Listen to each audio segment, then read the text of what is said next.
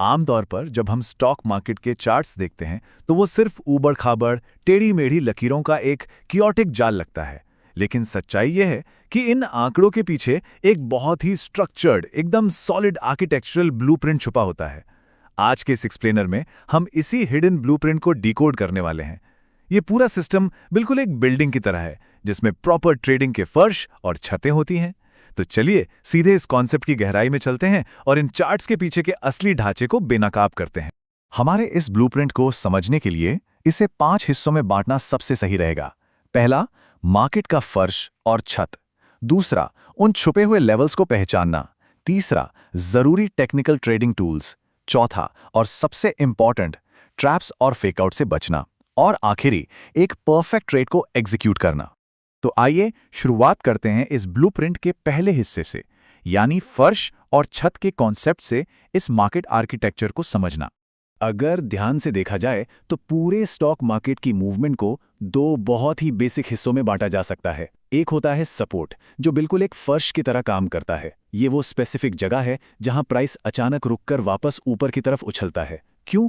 क्योंकि यहां आते ही डिमांड बढ़ जाती है और बायर्स ईगर होकर खरीदने के लिए तैयार बैठे होते हैं। वहीं दूसरी तरफ होता है रेजिस्टेंस, जो एक छत या सीलिंग का काम करता है। जैसे ही प्राइस इस छत से टकराता है वो वापस नीचे गिरने लगता है, क्योंकि यहां अचानक सप्लाई हावी हो जाती है और सेलर्स तुरंत अपना मुनाफा बुक करने लगते हैं। अब रोचक बात यह है कि इन लेवल्स के पीछे कोई कॉम्प्लेक्स मैथ या रॉकेट साइंस नहीं है।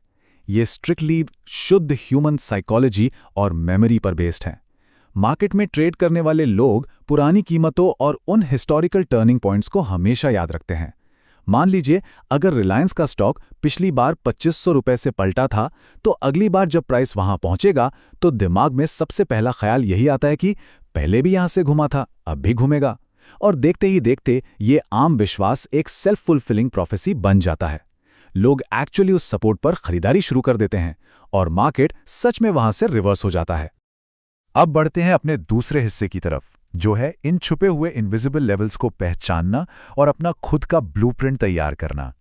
देखिए, इन लेवल्स को चार्ट पर पकड़ने के कुछ बहुत ही सटीक तरीके होते हैं। सबसे कॉमन तरीका है हॉरिजॉन्टल लाइंस खींचना।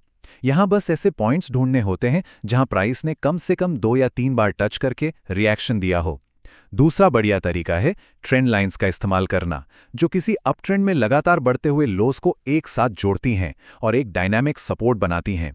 और तीसरा और शायद सबसे पावरफुल तरीका है राउंड नंबर्स। सोचिए, किसी स्टॉक का 500 या 1000 का लेवल या निफ्टी का 20,000 का आंकड़ा। ये जीरो वाले नंबर्स साइकोलॉजी के हिसाब से एक जायंट चुंबक की तरह होते हैं। यहां बड़े बैंक्स और फाइनेंशियल इंस्टीट्यूशंस के मैसिव ऑर्डर्स पहले से सेट होते हैं। इसी स्ट्रक्चरल ब्लूप्रिंट का एक बहुत ही क्रूशियल हिस्सा है S/R फ्लिप, यानी सपोर्ट और रेजिस्टेंस का आपस में फ्लिप होना। ये एक अजीब सा रोल रिवर्सल फिनोमेनन है। होता क्या है कि जब एक बहुत मजबूत फर्श या सपोर्ट टूट जाता है तो अचानक से वो एक नई छत बन जाता है, यानी नया रेजिस्टेंस। मार्केट के इस लगातार बदलते हुए ढांचे को समझना किसी भी सक्सेसफुल ट्रेड के लिए बिल्कुल जरूरी माना जाता है। चलिए अब इस ब्लूप्रिंट के तीसरे हिस्से पर आते हैं, जहां हम बात करेंगे जरूरी टेक्निकल ट्रेडिंग टूल्स और इन इंस्ट्रूमेंट्स को ठीक से पढ़ने की। सिर्फ आम लकीरें खींचना हमेशा काफी नहीं होता। स्मार्ट ट्रेडर्स कुछ स्पेसिफिक एडवांस्ड इंस्ट्रूमेंट्स का भी यूज करते हैं, जो इन अदृश्य सपोर्ट जोन्स को पिन पॉइंट करने में मदद करते हैं, जैसे कि 20, 50 और 200 दिन की मूविंग एवरेजेस।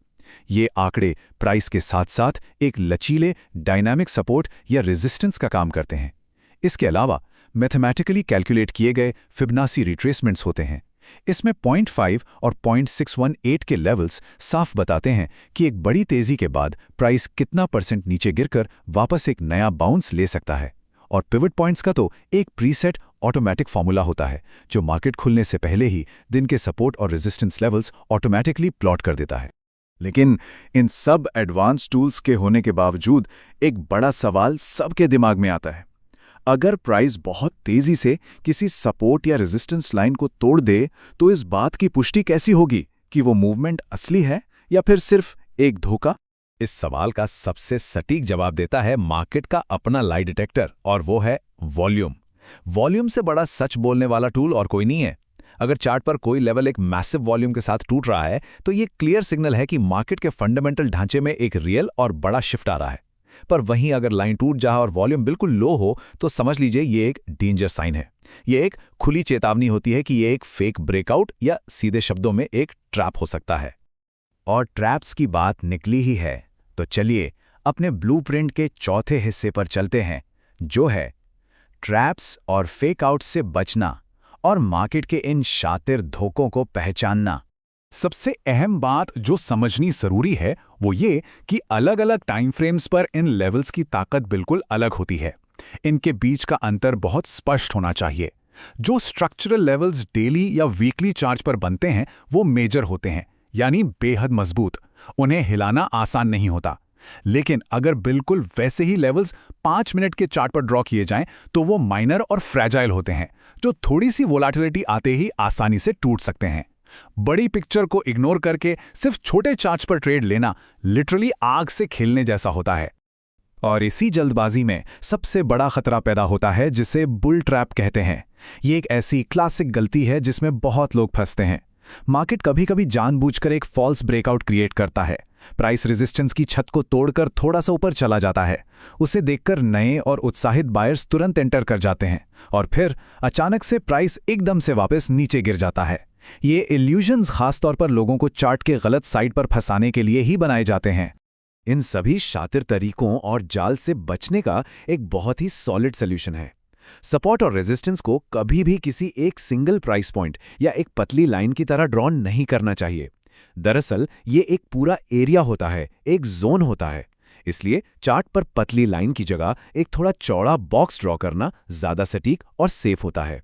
और इसके साथ ही मल्टीपल टाइम फ्रेम एनालिसिस, जिसे टॉप डाउन अप्रोच कहते हैं, उसका इस्तेमाल ज़रूर होना चाहिए, जिसमें बड़े टाइम फ्रेम के चार्ट्स पर जोन्स मार्क किए जाते हैं और छोटे चार्ट्स को सिर्फ एग्जैक्ट एंट्री पॉइंट ढूंढने के लिए देखा जाता है। अब आते हैं इस पूरे फ्रेमवर्क के 5वें और आखिरी हिस्से पर, जो है इस ब्लूप्रिंट पर एक्चुअली एक्शन लेना और एक परफेक्ट ट्रेड एग्जीक्यूट करना। एक सक्सेसफुल और अनुशासित ट्रेड का एक्शन सीक्वेंस हमेशा वेल प्लान्ड होता है। प्राइस के जोन में आते ही तुरंत ब्लाइंडली बाय नहीं किया जाता। यहां स्ट्रिक्टली 3 कदम फॉलो किए जाते हैं। पहला कदम है कंफर्मेशन का इंतजार।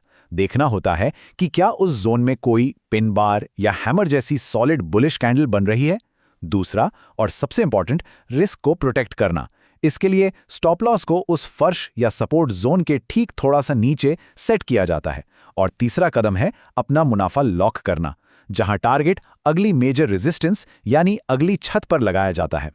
मार्केट को ठीक से समझने के बाद एक ही सच्चाई निकलकर सामने आती है कि कोई भी स्ट्रैटेजी एक्चुअली सेकेंडरी होती है। प्राइमरी चीज है रिस्क मैनेजमेंट और पेशेंस। सपोर्ट और रेजिस्टेंस ट्रेडिंग में अगर कोई सबसे बड़ा गुण है तो वो सिर्फ एक है, इंतजार। जब तक प्राइस सटीक तरीके से उस प्री डिफाइंड जोन में एंटर ना करे और अपना सही कंफर्मेशन ना दे, तब तक ट्रेड करने से दूर ही रहना बेहतर होता है। तो इस पूरे एनालिसिस के बाद एक बात बिल्कुल साफ हो जाती है कि असली एज चार्ट पर सिर्फ लकीरें खींचने में नहीं है। असली कामयाबी तो अपनी साइकोलॉजिकल डिसिप्लिन बनाए रखने और मार्केट की स्ट्रक्चरल इंटेग्रिटी को ठीक से समझने में छुपी है।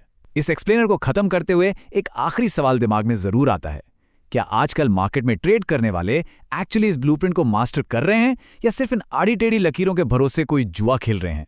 ये सच में एक सोचने वाली बात है।